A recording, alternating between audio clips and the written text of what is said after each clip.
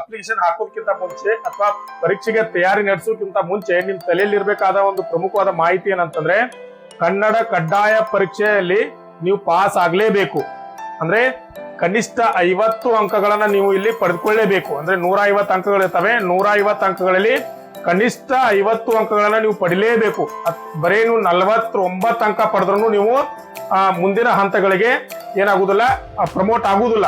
ನಿಮ್ಮನ್ನ ಮೊದಲನೇ ಹಂತದಲ್ಲೇ ನೇಮಕಾತಿಯಿಂದ ಕೈ ಬಿಡಲಾಗ್ತದೆ. ಆದ್ದರಿಂದ ನೀವು ತಲೆ ಇರ್ಬೇಕಂತಂದ್ರೆ ಕನ್ನಡ ಕಡ್ಡಾಯ ಭಾಷಾ ಪರೀಕ್ಷೆಯಲ್ಲಿ ಪಾಸ್ ಆಗ್ಲೇಬೇಕು. ಕನಿಷ್ಠ 50 ಅಂಕಗಳನ್ನ ತೆಗೆದುಕೊಂಡು ನೀವು ಮುಂದುವರಿಲೇಬೇಕು. ಇಲ್ಲಿ ನಾವು ನೋಡಬೇಕಾದ ಇನ್ನೊಂದು ಪ್ರಮುಖವಾದಂತಹ ನಿಯಮ ಏನು, ಇವತ್ತಿನ ವಿಡಿಯೋಗೆ ನಿಮ್ಮೆಲ್ಲರಿಗೂ ಸ್ವಾಗತ.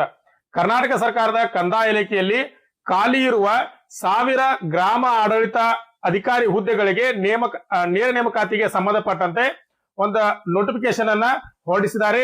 ಇದೀಗಾಗಲೇ ನಿಮ್ಗೆಲ್ಲರಿಗೂ ಗೊತ್ತಿರುವ ಹಾಗೆ ಎಲ್ಲಾ ವಾಟ್ಸ್ಆಪ್ ಗಳಲ್ಲಿ ಹರಿದಾಡ್ತಾ ಇದೆ. ಅದಕ್ಕೆ ಸಂಬಂಧಪಟ್ಟಂತೆ ಒಂದು ಸಂಪೂರ್ಣವಾದ ವಿಡಿಯೋನ ಮಾಡ್ಬೇಕಂತ ಹೇಳಿ ಈ ವಿಡಿಯೋನ ಮಾಡ್ತಾ ಇದ್ದೀನಿ. ಈ ವಿಡಿಯೋದಲ್ಲಿ ನಾವು ಏನ್ ಡಿಸ್ಕಷನ್ ಮಾಡೋಣ ಅಂತಂದ್ರೆ ಅದಕ್ಕೆ ಸಂಪೂರ್ಣವಾದ ಶೈಕ್ಷಣಿಕ ವಿದ್ಯಾರ್ಹತೆ ಏನಿರ್ಬೇಕು, ಯಾರೆಲ್ಲ ಅಪ್ಲಿಕೇಶನ್ ಅದಕ್ಕೆ ಹಾಕ್ಬೋದು, ಮತ್ತೆ ಪ್ರಮುಖವಾದ ದಿನಾಂಕಗಳು ಯಾವ ಇರ್ತವೆ, ಅಂದ್ರೆ ಸ್ಟಾರ್ಟಿಂಗ್ ಡೇಟ್ ಯಾವ್ದು ಇರ್ತದೆ, ಮತ್ತೆ ಪರೀಕ್ಷಾ ಶುಲ್ಕ ಕಟ್ಟುವಂತ ದಿನಾಂಕ ಯಾವ್ದು ಇರ್ತದೆ, ಮತ್ತೆ ಅಪ್ಲಿಕೇಶನ್ ಸಬ್ಮಿಟ್ ಮಾಡಕ್ಕೆ ಲಾಸ್ಟ್ ದಿನಾಂಕ ಯಾವ್ದು ಇರ್ತದೆ, ಮತ್ತೆ ಮೀಸಲಾತಿ ಪ್ರಮಾಣ ಪತ್ರಗಳು ಯಾವ್ಯಾವ ಬೇಕು, ಮತ್ತೆ ಅದಕ್ಕಿಂತ ಎಲ್ಲಾ ಪ್ರಮುಖವಾದಂತ ಇನ್ನೊಂದು ಮಾಹಿತಿ ಅಂತಂದ್ರೆ ಪರೀಕ್ಷೆಯ ವಿಧಾನ, ಪರೀಕ್ಷೆನ ಯಾವ ರೀತಿ ನಡೆಸ್ತಾರೆ, ಮತ್ತೆ ಅದಕ್ಕೆ ಪ್ರಿಪೇರ್ ಆಗೋದು ಯಾವ ರೀತಿ ಇರ್ತದೆ, ಮತ್ತೆ ಯಾವೆಲ್ಲ ಸ್ಟೆಪ್ ಗಳಲ್ಲಿ ಪರೀಕ್ಷೆ ಇರ್ತದೆ ಅಂತಕ್ಕಂಥದ ಒಂದು ಸಂಪೂರ್ಣವಾದ ಮಾಹಿತಿಯನ್ನ ಈ ವಿಡಿಯೋದಲ್ಲಿ ನಾವು ನೋಡೋಣ. ನೀವ್ ಈಗಾಗಲೇ ನೋಡ್ತಾ ಇರ್ಬೋದು, ಇನ್ನು ಬೇರೆ ಬೇರೆ ನೋಟಿಫಿಕೇಶನ್ ಇನ್ನು ಮುಂದೆ ಬರ್ಲಿದಾವೆ. RPF ನೋಟಿಫಿಕೇಶನ್ ಈಗಾಗಲೇ ಬಂದಿದೆ ಅಂತ ಎಷ್ಟೋ ಜನ ವಾಟ್ಸ್ಆಪ್ ಗಳಲ್ಲಿ ನೋಟಿಫಿಕೇಶನ್ ಹರಿಬಿಟ್ರು. ಆದ್ರೆ ಅದು ಫೇಕ್ ನ್ಯೂಸ್ ಆಗಿತ್ತು.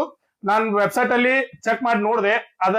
ಅದಕ್ಕೆ ಸಂಬಂಧಪಟ್ಟಂತೆ ಯಾವುದೇ ರೀತಿಯ ಅಧಿಕೃತ ನೋಟಿಫಿಕೇಶನ್ ಇಲ್ಲಿವರೆಗೂ RPF ಗೆ ಸಂಬಂಧಪಟ್ಟಂತೆ ಇನ್ನೂ ಹೊರಗೆ ಬಂದಿಲ್ಲ. ಇನ್ನೊಂದು ನೋಟಿಫಿಕೇಶನ್ ಸದ್ಯದಲ್ಲಿ ಬರುವುದಿದೆ. ಅದೇನಂತಂದ್ರೆ RRB ಇಂದ ಟೆಕ್ನಿಷಿಯನ್ ಪೋಸ್ಟ್ ಗಳಿಗೆ 9000 ಹುದ್ದೆಗಳಿಗೆ ಒಂದು ಹೊಸದಾದ ನೋಟಿಫಿಕೇಶನ್ ಬರಲಿದೆ. ಅದು ಬಂದ ತಕ್ಷಣ ನಾವು ಅದ್ರ ಬಗ್ಗೆ ಒಂದು ಸಂಪೂರ್ಣವಾದ ವಿಡಿಯೋನ ಮಾಡ್ತೀನಿ. ಮತ್ತೆ ಕರ್ನಾಟಕ ಸರ್ಕಾರದಲ್ಲಾಗಿರ್ಬೋದು ಅಥವಾ ಕೇಂದ್ರ ಸರ್ಕಾರದಲ್ಲಾಗಿರ್ಬೋದು ಯಾವುದೇ ರೀತಿಯ ಹುದ್ದೆಗಳಿಗೆ ಕಾಲ್ ಫಾರ್ಮ್ ಆದ್ರೆ ಮತ್ತೆ ಅದಕ್ಕೆ ಯಾವುದೇ ರೀತಿಯ ಸಂಬಂಧಪಟ್ಟಂತ ಮಾಹಿತಿ ಇದ್ರೆ ನಾನು ಅದನ್ನ ನಿಮ್ಗೆ ಏನ್ ಮಾಡ್ತೀನಿ, ಅಪ್ಡೇಟ್ ಅನ್ನ ಕೊಡ್ತಾ ಇರ್ತೀನಿ. ಅದಕ್ಕೆ ನೀವು ಏನ್ ಮಾಡ್ಬೇಕಂತಂದ್ರೆ ನನ್ನ ಚಾನೆಲ್ ಸಬ್ಸ್ಕ್ರೈಬ್ ಮಾಡ್ಕೊಳ್ಳಿ, ಮತ್ತೆ ಪಕ್ಕದಲ್ಲಿರುವ ಬೆಲ್ ಐಕನ್ ನ ಪ್ರೆಸ್ ಮಾಡಿ, ಈ ವಿಡಿಯೋನ ಲೈಕ್ ಮಾಡಿ, ನಿಮ್ ಫ್ರೆಂಡ್ಸ್ ಗೆಲ್ಲ ಶೇರ್ ಮಾಡೋದನ್ನ ಮರಿಬೇಡಿ. ಹಾಗಾದ್ರೆ ಇನ್ನೇಕ್ ತರ ಫ್ರೆಂಡ್ಸ್, ಬನ್ನಿ ವಿಡಿಯೋನ ಸ್ಟಾರ್ಟ್ ಮಾಡೋಣ.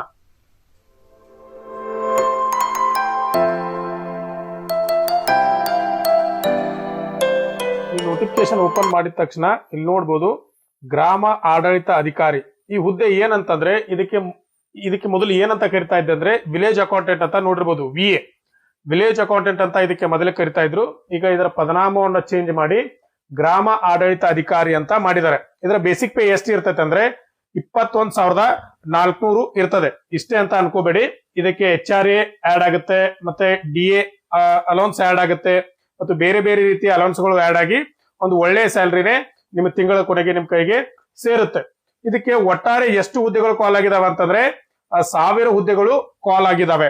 ಇದ್ರಲ್ಲಿ ನಾವು ಪ್ರಮುಖವಾದಂತ ಇನ್ನೊಂದು ಏನ್ ನೋಡ್ಬೇಕಂತಂದ್ರೆ ಇದರ ಶೈಕ್ಷಣಿಕ ವಿದ್ಯಾರ್ಹತೆ ಏನು, ಯಾರೆಲ್ಲ ಅಪ್ಲಿಕೇಶನ್ ಇದಕ್ಕೆ ಹಾಕ್ಬೋದು ಅಂತ ನೋಡೋದಾದ್ರೆ ಗ್ರಾಮ ಆಡಳಿತ ಅಧಿಕಾರಿ ಇದಕ್ಕೆ ದ್ವಿತೀಯ PUC ಅಂದ್ರೆ PUC ಅಥವಾ ತತ್ಸಮಾನ, ನೀವು ಸೆಕೆಂಡ್ PUC ಅನ್ನ ಕಲ್ತಿರ್ಬೋದು ಅದಕ್ಕೆ, ಅಥವಾ ತತ್ಸಮಾನವಾದಂತ ಯಾವುದೇ ಕ್ವಾಲಿಫಿಕೇಶನ್ ನೀವು ಹೊಂದಿದ್ರು ಇದಕ್ಕೆ ಅಪ್ಲಿಕೇಶನ್ ಅನ್ನ ಹಾಕಿರ್ಬೋದು. ಹಾಗಾದ್ರೆ ತತ್ಸಮಾನ ಯಾವ್ಯಾವ ಅಂತಂದ್ರೆ ಇಲ್ಲಿ ನೋಡ್ಬೋದು, CBSE ಅಥವಾ IAS ಇಂದ ನಡೆಸುವಂತ 12ನೇ ಕ್ಲಾಸ್ ಪರೀಕ್ಷೆಯಲ್ಲಿ ನೀವು ಪಾಸ್ ಆಗಿರ್ಬೇಕು.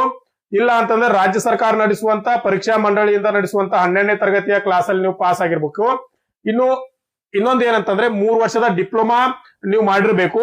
ಇಲ್ಲ ಅಂತಂದ್ರೆ ITI ಅಥವಾ 2 ವರ್ಷದ ಡಿಪ್ಲೊಮಾ ನೀವು ಪಾಸ್ ಆಯ್ದ್ರು ಸಹ ಇದಕ್ಕೆ ಅಪ್ಲಿಕೇಶನ್ ಅನ್ನ ಹಾಕ್ಬೋದು. ಇಲ್ಲಿ ಇನ್ನೊಂದು ನೋಡ್ಬೋದು, NIOS ಇಂದ ನಡೆಸುವಂತ ಉನ್ನತ ಪ್ರೌಢ ಶಿಕ್ಷಣ ಕೋರ್ಸ್ ಅಲ್ಲಿ ನೀವು ಪಾಸ್ ಆಗಿದ್ರು ಸಹ ಅಪ್ಲಿಕೇಶನ್ ಅನ್ನ ಹಾಕ್ಬೋದು. ಈ ಯಾವ್ದಾದ್ರು ನೀವು ಕ್ವಾಲಿಫಿಕೇಶನ್ ನ ಹೊಂದಿದ್ರೆ ನೀವು ಅಪ್ಲಿಕೇಶನ್ ಅನ್ನ ಹಾಕ್ಬೋದು. ಯಾಕಂದ್ರೆ ಒಳ್ಳೆ ಹುದ್ದೆ ಇದೆ, ಒಳ್ಳೆ ರೀತಿಯಿಂದ ಸ್ಟಡಿ ಮಾಡಿ ಮತ್ತು ಒಳ್ಳೆ ರೀತಿಯಿಂದ ಎಕ್ಸಾಮ್ ಅನ್ನ ಫೇಸ್ ಮಾಡಿ. ಅಷ್ಟು ಈಸಿಯಾಗಿ ಸಿಗೋದಿಲ್ಲ. ಯಾಕಂದ್ರೆ ಇರೋದೇ 1000 ಹುದ್ದೆಗಳು. ನಾವು ಪರೀಕ್ಷೆ ತಯಾರಿ ಹೇಗ್ ಮಾಡ್ಬೇಕಂತಂದ್ರೆ 1000 ಹುದ್ದೆಯಲ್ಲಿ ನಂದು ಒಂದು ಹುದ್ದೆ ಇದೆ ಅಂತ ಹಠ ಹಿಡದೆ ಈ ಪರೀಕ್ಷೆಗೆ ತಯಾರಿಯನ್ನ ನಡೆಸಬೇಕು. ಇನ್ನೊಂದು ಇಲ್ಲಿ ಕೆಳಗಡೆ ನೋಡಬಹುದು, ಇದು ಪಿಂಚಣಿ ಸೌಲಭ್ಯ NPS ಅಂತ ಕೊಟ್ಟಿದ್ದಾರೆ. NPS ಅಂತಂದ್ರೆ ನ್ಯೂ ಪೆನ್ಷನ್ ಸ್ಕೀಮ್ ಇದೆಯಲ್ಲ ಅದಕ್ಕೆ ಒಳಪಟ್ಟಿರ್ತದೆ. ನಾವು ಹಳೆ ಪೆನ್ಷನ್ ಸ್ಕೀಮ್ ನ ಪ್ರಕಾರ ಇದು ಒಳಪಡಲ್ಲ.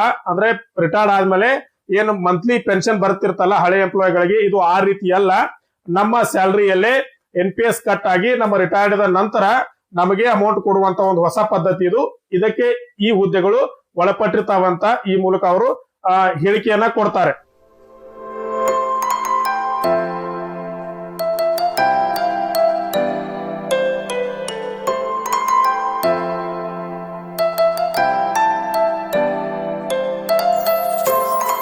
ಇದರ ವಯೋಮಿತಿಯನ್ನ ನಾವು ನೋಡೋದಾದ್ರೆ ಕನಿಷ್ಠ 18 ವರ್ಷಗಳು ತುಂಬಿರಬೇಕು. ಇಲ್ಲಿ ಕೊಟ್ಟಿದ್ದಾರೆ, ಅರ್ಜಿಗಳನ್ನು ಸ್ವೀಕರಿಸಲು ನಿಗದಿಪಡಿಸಿದ ಕೊನೆಯ ದಿನಾಂಕದಂದು ಕನಿಷ್ಠ 18 ವರ್ಷಗಳು ತುಂಬಿರತಕ್ಕದ್ದು ಮತ್ತು ಗರಿಷ್ಠ ವಯೋಮಿತಿಯನ್ನು ಈ ಕೆಳಗಿನಂತೆ ಮೀರಿರಬಾರದು ಅಂತ ಹೇಳ್ತಾರೆ. ಯಾವ ರೀತಿ ಅಂತಂದ್ರೆ ಸಾಮಾನ್ಯ ಅರ್ಹತೆಯ ಅಭ್ಯರ್ಥಿಗಳಿಗೆ ಅಂದ್ರೆ ಜನರಲ್ ಅಭ್ಯರ್ಥಿಗಳಿಗೆ 35 ವರ್ಷಗಳೆಲ್ಲ ಲಿಮಿಟ್ ಅನ್ನ ಹೇರಿದ್ದಾರೆ.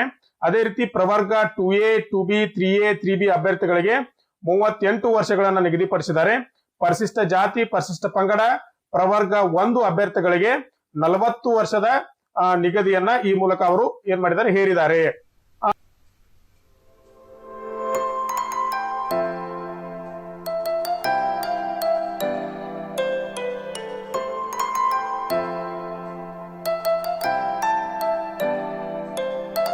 ಇಲ್ಲಿ ಪರೀಕ್ಷಾ ಶುಲ್ಕದ ಬಗ್ಗೆ ನೋಡುವುದಾದ್ರೆ ಸಾಮಾನ್ಯ ಅರ್ಹತೆ ಮತ್ತು ಜನರಲ್ ಅಭ್ಯರ್ಥಿಗಳಿಗೆ ಮತ್ತು ಪ್ರವರ್ಗ 2A 2B 3A 3B ಪರೀಕ್ಷಾರ್ಥಿಗಳಿಗೆ 750 ರೂಪಾಯಿಗಳ ಪರೀಕ್ಷಾ ಶುಲ್ಕವನ್ನ ನಿಗದಿಪಡಿಸಿದ್ದಾರೆ. ಅದೇ ರೀತಿ ಪರಿಶಿಷ್ಟ ಜಾತಿ ಪರಿಶಿಷ್ಟ ಪಂಗಡ ಪ್ರವರ್ಗ 1 ಮಾಜಿ ಸೈನಿಕರಿಗೆ ಮತ್ತು ವಿಕಲಚೇತನ ಅಭ್ಯರ್ಥಿಗಳಿಗೆ ಏನ್ ಮಾಡಿದ್ದಾರೆ ಅಂತಂದ್ರೆ 500 ರೂಪಾಯಿ ಪರೀಕ್ಷಾ ಶುಲ್ಕವನ್ನ ನೀಡಿದ್ದಾರೆ. ಇಲ್ಲಿ ಏನ್ ಹೇಳಿದ್ದಾರೆ ಅಂದ್ರೆ ಪಾವತಿಸಿದ ಶುಲ್ಕವನ್ನು ಯಾವುದೇ ಕಾರಣದಲ್ಲೂ ಹಿಂದಿರುಗಿಸಲಾಗುವುದಿಲ್ಲ ಅಂತ ಹೇಳಿದ್ದಾರೆ. ನಾವಿಲ್ಲಿ ನೋಡ್ಬೇಕಾದ ಇನ್ನೊಂದು ಪ್ರಮುಖವಾದ ಮಾಹಿತಿ ಏನಂತಂದ್ರೆ ವಿಕಲಚೇತನ ಅಭ್ಯರ್ಥಿಗಳಿಗೆ ಶುಲ್ಕ ವಿನಾಯಿತಿ ಸಹ ಇದರಲ್ಲಿ ಕೊಡಲಾಗಿದೆ. ಯಾವ ಅಭ್ಯರ್ಥಿಗಳಂತಂದ್ರೆ ಯಾರು 40% ಹೆಚ್ಚು ಅಂಗ ವಿಕಲತೆಯನ್ನ ಹೊಂದಿರುತ್ತಾರೋ ಮತ್ತೆ ಅದಕ್ಕೆ ಸಂಬಂಧಪಟ್ಟಂತೆ ಜಿಲ್ಲಾ ವೈದ್ಯಾಧಿಕಾರಿಗಳಿಂದ ಪ್ರಮಾಣ ಪತ್ರವನ್ನ ಹೊಂದಿರುವಂತವರಿಗೆ ಏನ್ ಮಾಡಿದ್ದಾರೆ ಅಂತಂದ್ರೆ ಶುಲ್ಕವನ್ನ ವಿನಾಯಿತಿಯನ್ನ ಕೊಡಲಾಗಿದೆ. ಯಾಕಂದ್ರೆ ಅವರು ಪರೀಕ್ಷೆ ಬರೆಯೋದೇ ತುಂಬಾ ಪ್ರಮುಖವಾಗಿರ್ತದೆ. ಅದರಿಂದ ಸರ್ಕಾರ ಅವರಿಗೆ ಒಂದು ವಿನಾಯಿತಿಯನ್ನ ಕೊಟ್ಟಿದ್ದಾರೆ. ಇದೆಲ್ಲರಿಗೂ ಖುಷಿ ಕೊಡುವಂತ ಸಂಗತಿಯಾಗಿದೆ. ಇಲ್ಲಿ ನಾವು ನೋಡುವಂತ ಇನ್ನೊಂದು ಪ್ರಮುಖವಾದ ದಿನಾಂಕಗಳು ಏನಂತಂದ್ರೆ ಆನ್ಲೈನ್ ಮುಖಾಂತರ ಅರ್ಜಿ ಸಲ್ಲಿಸಲು ಪ್ರಾರಂಭಿಕ ದಿನಾಂಕ ಅಂದ್ರೆ ಯಾವತ್ತಿಂದ ಅರ್ಜಿಗಳು ಸ್ಟಾರ್ಟ್ ಆಗ್ತಾವ ಅಂತಂದ್ರೆ 4/3/2024 ಬೆಳಗ್ಗೆ 11ರಿಂದ ಅಪ್ಲಿಕೇಶನ್ ಇದಕ್ಕೆ ಸ್ಟಾರ್ಟ್ ಆಗ್ತವೆ.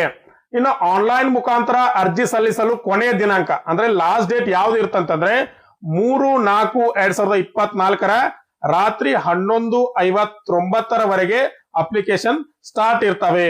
ಎಲ್ಲರೂ ಮೊದಲೇ ಅಪ್ಲಿಕೇಶನ್ ಅನ್ನು ಹಾಕ್ಬಿಡಿ. ಯಾಕಂದ್ರೆ ನಿಮ್ಗೆ ಗೊತ್ತೇ ಇರ್ಬೋದು ಕಡೆಯದಾಗಿ ಸರ್ವರ್ ಬ್ಯುಸಿ ಆಗ್ತವೆ, ಸೆಂಟರ್ಗಳಲ್ಲಿ ಜಾಮ್ ಆಗ್ತದೆ, ಮತ್ತೆ ಇನ್ನೂ ಅನೇಕ ಕಾರಣಗಳಿಂದ ಅಪ್ಲಿಕೇಶನ್ ಹಾಕ್ಲಿಕ್ಕೆ ಸಾಧ್ಯವಾಗದೇ ಇರಬಹುದು. ಅದಕ್ಕೆ ಅಪ್ಲಿಕೇಶನ್ ಸ್ಟಾರ್ಟ್ ಆದ ಒಂದು 3-4 ದಿನಗಳಲ್ಲಿ ಅಪ್ಲಿಕೇಶನ್ ಅನ್ನ ಹಾಕಿ ಮತ್ತೆ ನೀವು ಇದಕ್ಕೆ ಸ್ಟಡಿ ಮಾಡ್ಲಿಕ್ಕೆ ಸ್ಟಾರ್ಟ್ ಮಾಡಿ.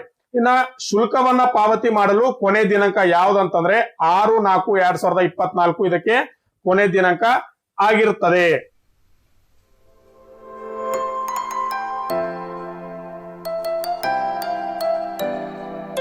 ನೀವು ಅಪ್ಲಿಕೇಶನ್ ಹಾಕೋದಕ್ಕಿಂತ ಮುಂಚೆ ತಿಳ್ಕೊಳ್ಬೇಕಾದ ಇನ್ನೊಂದು ಪ್ರಮುಖವಾದಂತ ಮಾಹಿತಿ ಏನಂತಂದ್ರೆ ಸ್ಪರ್ಧಾತ್ಮಕ ಪರೀಕ್ಷೆಯ ವಿಧಾನ ಅಂದ್ರೆ ಪರೀಕ್ಷೆಯನ್ನ ಯಾವ ರೀತಿ ನಡೆಸ್ತಾರೆ ಮತ್ತೆ ಅದಕ್ಕೆ ಯಾವ ರೀತಿಯ ಹಂತಗಳನ್ನ ಅನುಸರಿಸ್ತಾರೆ ಮತ್ತು ಪರೀಕ್ಷೆಯ ವಿಧಿಗಳು ಯಾವ ಇರ್ತವೆ ಅಂತ ನಾವು ನೋಡ್ಬೇಕಾಗಿರ್ತದೆ. ಇಲ್ಲಿ ನಾವು ನೋಡುವಂತ ಪ್ರಮುಖವಾದಂತ ಮಾಹಿತಿ ಏನಂತಂದ್ರೆ ಇದು OMR ಸೀಟ್ ಇರ್ತಲ್ಲ ಆ ಮಾದರಿಯಲ್ಲಿ ಪರೀಕ್ಷೆ ಇರ್ತದೆ. ಅಂದ್ರೆ ಆಫ್ಲೈನ್ ಎಕ್ಸಾಮ್ ನಾವೀಗ ರೈಲ್ವೆದಲ್ಲಿ ಆಗಿರ್ಬೋದು ಅಥವಾ SSC ಅಲ್ಲಿ ನೋಡುವಂತ ಆನ್ಲೈನ್ ಎಕ್ಸಾಮ್ ಇದು ಇರೋದಿಲ್ಲ.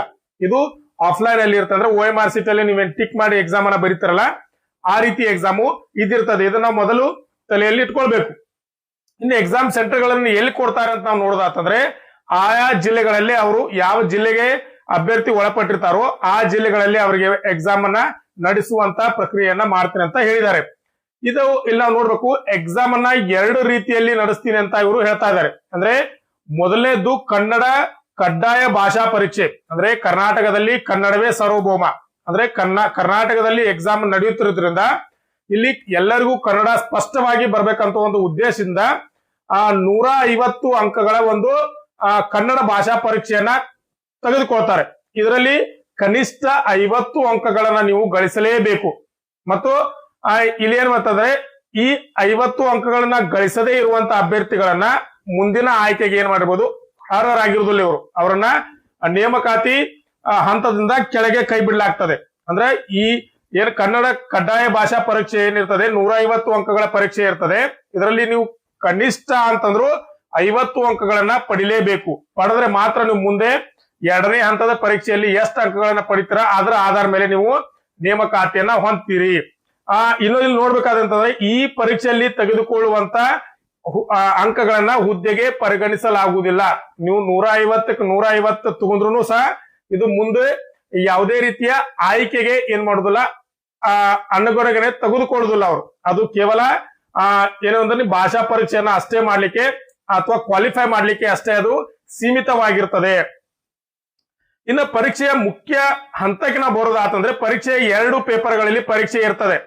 ಮೊದಲನೇದೇನಿರ್ತಂದ್ರೆ ಒಂದು ಜಿಕೆ ಪೇಪರ್ ಇರ್ತದೆ, 100 ಅಂಕಗಳ 2 ಗಂಟೆಯ ಪರೀಕ್ಷೆ ಇರ್ತದೆ. ಇದರಲ್ಲಿ ಪ್ರಚಲಿತ ಘಟನೆಗಳಿಗೆ ಸಂಬಂಧಪಟ್ಟಂತ ಕ್ವಶನ್ಗಳಿರ್ತವೆ, ಸಾಮಾನ್ಯ ಜ್ಞಾನಕ್ಕೆ ಸಂಬಂಧಪಟ್ಟಂತ ಕ್ವಶನ್ಗಳು ಇರ್ತವೆ, ವಿಶೇಷವಾಗಿ ಕರ್ನಾಟಕದ ಇತಿಹಾಸ, ಭೂಗೋಳ, ಹೀಗೆ ನಾನಾ ವಿಷಯಗಳನ್ನ ಒಳಗೊಂಡಂತ ಕ್ವಶನ್ಗಳ ಮೇಲೆ ಪರೀಕ್ಷೆ ಇರ್ತದೆ. ಈ ಒಂದ್ಸಲ ಸಿಲೆಬಸ್ ಅನ್ನ ಚೇಂಜ್ ಮಾಡಿದಾರೆ ಅಂತ ಹೇಳ್ತಾ ಇದ್ದಾರೆ. ಏನ್ PDO ಕೇಳ್ತಾ ಇದ್ರಲ್ಲ, ರಾಜ್ಯ ಮತ್ತು ಪ್ರಾದೇಶಿಕ ಆಡಳಿತಗಳ ಕುರಿತು ಮತ್ತು ಗ್ರಾಮೀಣ ಅಭಿವೃದ್ಧಿ ಮತ್ತು ಪಂಚಾಯತ್ ರಾಜ್ಯ ಸಂಸ್ಥೆಗಳು, ಇದ್ರ ಮೇಲೂ ಸಹ ಈ ತರ ಕ್ವಶನ್ ಬೀಳ್ತಾವ ಅಂತ ಹೇಳ್ತಾ ಇದ್ದಾರೆ. ಇದನ್ನ ನೀವು ಏನಂದ್ರೆ ಒಂದು ಸಂಪೂರ್ಣವಾಗಿ ಇದ್ರ ಬಗ್ಗೆ ನೋಡ್ಬೇಕು. ಇದ್ರ ಬಗ್ಗೆ ನಿಮ್ಗೆ ಸಂಪೂರ್ಣವಾದ ಮಾಹಿತಿ ಇನ್ನೊಂದು ವಿಡಿಯೋದಲ್ಲಿ ಬೇಕಂತ ನನ್ನ ಕಮೆಂಟ್ ಬಾಕ್ಸ್ ಅಲ್ಲಿ ಕಮೆಂಟ್ ಮಾಡಿ. ಇವು ಎಲ್ಲದ್ರ ಬಗ್ಗೆ ಯಾವ ರೀತಿ ಓದ್ಬೇಕಂತಕ್ಕಂತ ಒಂದು ಸಂಪೂರ್ಣವಾದ ವಿಡಿಯೋನ ಮಾಡಿ ಅಪ್ಲೋಡ್ ಮಾಡ್ತೀನಿ, ನನ್ನ ಕಮೆಂಟ್ ಬಾಕ್ಸ್ ಅಲ್ಲಿ ಕಮೆಂಟ್ ಮಾಡಿ. ಇನ್ನು 2ನೇ ಪೇಪರ್ ಯಾವ್ದು ಇರ್ತದೆ ಅಂತಂದ್ರೆ ಸಾಮಾನ್ಯ ಕನ್ನಡ, ಸಾಮಾನ್ಯ ಇಂಗ್ಲಿಷ್ ಮತ್ತು ಕಂಪ್ಯೂಟರ್ ಜ್ಞಾನ, ಈ 3ನ್ನ ಒಳಗೊಂಡಂತೆ 100 ಅಂಕಗಳಿಗೆ ಒಂದು ಕ್ವಶನ್ ಪೇಪರ್ ಇರ್ತದೆ. ಇದು ಸಹ 2 ಗಂಟೆಯಲ್ಲಿ ನಡೆಸುವಂತದ್ದು. ಅಂದ್ರೆ ನೀವು ನೋಡ್ಕೋಬೇಕು, ಎರಡು ಎಕ್ಸಾಮ್ ಇರ್ತದೆ. ಪತ್ರಿಕೆ 1, ಪತ್ರಿಕೆ 2. ಪತ್ರಿಕೆ 1 ಜಿಕೆ ಇರ್ತದೆ, ಫುಲ್ ಜಿಕೆ, ಅದು 100 ಮಾರ್ಕ್ಸ್. 2ನೇದ್ದು ಪತ್ರಿಕೆ 2, ಇದು ಏನಿರ್ತಂದ್ರೆ ಸಾಮಾನ್ಯ ಕನ್ನಡ, ಸಾಮಾನ್ಯ ಇಂಗ್ಲಿಷ್ ಮತ್ತು ಕಂಪ್ಯೂಟರ್ ಜ್ಞಾನ. ಅಂದ್ರೆ ನೀವು ಲ್ಯಾಂಗ್ವೇಜ್ ಅನ್ನ ಟೆಸ್ಟ್ ಮಾಡ್ತಾರೆ. ನೀವು ಕನ್ನಡ ಲ್ಯಾಂಗ್ವೇಜ್ ಗ್ರಾಮರ್ ಎಷ್ಟು ಚೆನ್ನಾಗಿದೆ, ಇಂಗ್ಲಿಷ್ ಗ್ರಾಮರ್ ಎಷ್ಟು ಚೆನ್ನಾಗಿದೆ, ಕಂಪ್ಯೂಟರ್ ಜ್ಞಾನ ಎಷ್ಟಿದೆ, ಇದೆಲ್ಲದನ್ನ ಚೆಕ್ ಮಾಡ್ಲಿಕ್ಕೆ ಈ ಪರೀಕ್ಷೆಯನ್ನ ನಡೆಸ್ತಾರೆ.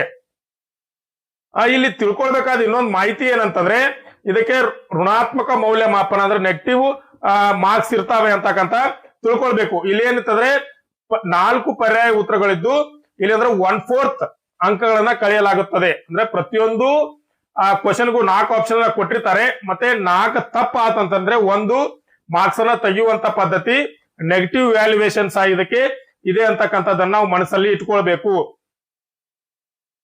ಇದೇ ರೀತಿ ಮನಸ್ಸಲ್ಲಿ ಇಟ್ಕೊಂಡು ಪರೀಕ್ಷೆಗೆ ಸಿದ್ಧರಾಗಿ ಈ ಸಲ ಜಯದ ಹಾರ ನಿಮ್ಮ ಕೊರಳಿಗೆ ತಲುಪಲಿ ಅಂತ ನಾ ಎಲ್ಲರಿಗೂ ಆಶಿಸ್ತೇನೆ.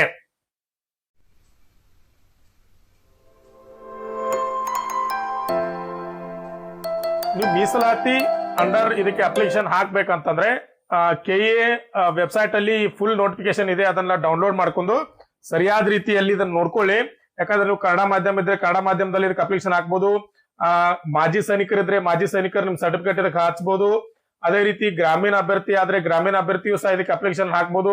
ಕನ್ನಡ ಮಾಧ್ಯಮದ ಅಭ್ಯರ್ಥಿ ಇದ್ರೆ ಕನ್ನಡ ಮಾಧ್ಯಮದ ಸರ್ಟಿಫಿಕೇಟ್ ಹಚ್ಚಬೇಕು. ವಿಕಲಚೇತನ ಅಭ್ಯರ್ಥಿ ಇದ್ರೆ ಅದನ್ನು ಸಹ ಹಚ್ಚಬಹುದು. ಅಥವಾ ನೀವು ಹೈದರಾಬಾದ್ ಕರ್ನಾಟಕ ಸಂಬಂಧಪಟ್ಟಿದ್ರೆ ಅದನ್ನು ಸಹ ನೀವು ಇಲ್ಲಿ ಕ್ಲೈಮ್ ಮಾಡಬಹುದು. ಅಂದ್ರೆ ಒಟ್ಟಾರೆಯಾಗಿ ನೀವು ಯಾವ್ಯಾವ್ದಕ್ಕೆ ಮೀಸಲಾತಿಯನ್ನ ಬಯಸ್ತಿರಲ್ಲ ಅವೆಲ್ಲವಕ್ಕೂ ಇಲ್ಲಿ ನೀವು ಅಪ್ಲಿಕೇಶನ್ ಅನ್ನ ಸಂಪೂರ್ಣವಾಗಿ ನೋಡ್ಕೊಂಡು ಇದರ ಅಧಿಕೃತ ವೆಬ್ಸೈಟ್ ಅಲ್ಲಿ ಹೋಗಿ ನೋಟಿಫಿಕೇಶನ್ ಅನ್ನು ಡೌನ್ಲೋಡ್ ಮಾಡ್ಕೊಂಡು ಇನ್ನೊಂದ್ಸಲ ಪ್ರತಿಯೊಂದು ಮಾಹಿತಿಯನ್ನು ಸಹ ನೀವು ಏನ್ ಮಾಡ್ಬೇಕು ನೋಡ್ಕೊಳ್ಳಿ. ನಿಮ್ಗೆ ಏನಾದ್ರೂ ಸಂಶಯ ಇತ್ತಂದ್ರೆ ಇಲ್ಲಿ ಒಂದು ಹೆಚ್ಚಿನ ಮಾಹಿತಿಗಾಗಿ ದೂರವಾಣಿ ಸಂಖ್ಯೆಯನ್ನ ಕೊಟ್ಟಿದ್ದಾರೆ, ಕೇಂದ್ರ ಕಚೇರಿ ಮಾಹಿತಿ ಅಂತ ಹೇಳಿ. ಇಲ್ಲಿ ನಂಬರ್ಗೆ ನೀವು ಕಾಲ್ ಮಾಡಿ ಏನ್ ಮಾಡ್ಬೋದು, ಮಾಹಿತಿಯನ್ನ ತಕೊಳ್ಬಹುದು. ಇನ್ನು ಅದಕ್ಕಿಂತ ಮುಂಚೆ ನೀವು ಪ್ರತಿಯೊಂದು ನೋಟಿಫಿಕೇಶನ್ ನೋಡಿ ಎಲ್ಲಾದ್ರೂ ಫಾರ್ಮೆಟ್ ಅನ್ನ ಕೊಟ್ಟಿದ್ದಾರೆ, ಯಾವ್ಯಾವ ಫಾರ್ಮೆಟ್ ಅಲ್ಲಿ ಇದು ಇರ್ಬೇಕಂತ ಹೇಳಿ ಎಲ್ಲವನ್ನ ಅಪ್ಲಿಕೇಶನ್ ಹಾಕೋದಕ್ಕಿಂತ ಮುಂಚೆ ಸರಿಯಾಗಿ ನೋಡ್ಕೊಳ್ಳಿ. ಯಾಕಂದ್ರೆ ಅಪ್ಲಿಕೇಶನ್ ಹಾಕಿದ್ಮೇಲೆ ಸ್ವಲ್ಪ ತಪ್ಪಾದ್ರೂ ನಿಮ್ ನೇಮಕಾತಿಗೆ ಏನ್ ಮಾಡ್ಬೋದು, ತೊಂದರೆ ಆಗ್ಬೋದು. ಇದಾಗಿತ್ತು ಫ್ರೆಂಡ್ಸ್ ಇವತ್ತಿನ ವಿಡಿಯೋ. ಇದೇ ರೀತಿ ನಿಮಗೆ ಕರ್ನಾಟಕ ಸರ್ಕಾರ ಮತ್ತು ಕೇಂದ್ರ ಸರ್ಕಾರದಿಂದ ಕಾಲ್ಫರ್ಮ್ ಆಗುವಂತ ಯಾವುದೇ ನೋಟಿಫಿಕೇಶನ್ ಬಗ್ಗೆ ಸಂಪೂರ್ಣವಾದ ಮಾಹಿತಿ ಮತ್ತು ಎಕ್ಸಾಮ್ ಬಗ್ಗೆ ಮತ್ತು ಸಿಲೆಬಸ್ ಬಗ್ಗೆ ಒಂದು ಸಂಪೂರ್ಣವಾದ ಮಾಹಿತಿ ಬೇಕಂತಂದ್ರೆ ನನ್ನ ಚಾನೆಲ್ ಸಬ್ಸ್ಕ್ರೈಬ್ ಮಾಡ್ಕೊಳ್ಳಿ, ಮತ್ತೆ ಪಕ್ಕದಲ್ಲಿರುವ ಬೆಲ್ ಐಕಾನ್ ಪ್ರೆಸ್ ಮಾಡಿ, ಲೈಕ್ ಮಾಡಿ, ನಿಮ್ ಫ್ರೆಂಡ್ಸ್ಗೆಲ್ಲ ಶೇರ್ ಮಾಡೋದನ್ನ ಮರಿಬೇಡಿ. ಮುಂದಿನ ವಿಡಿಯೋದಲ್ಲಿ ಭೇಟಿಯಾಗೋಣ ಫ್ರೆಂಡ್ಸ್. ನಮಸ್ಕಾರ.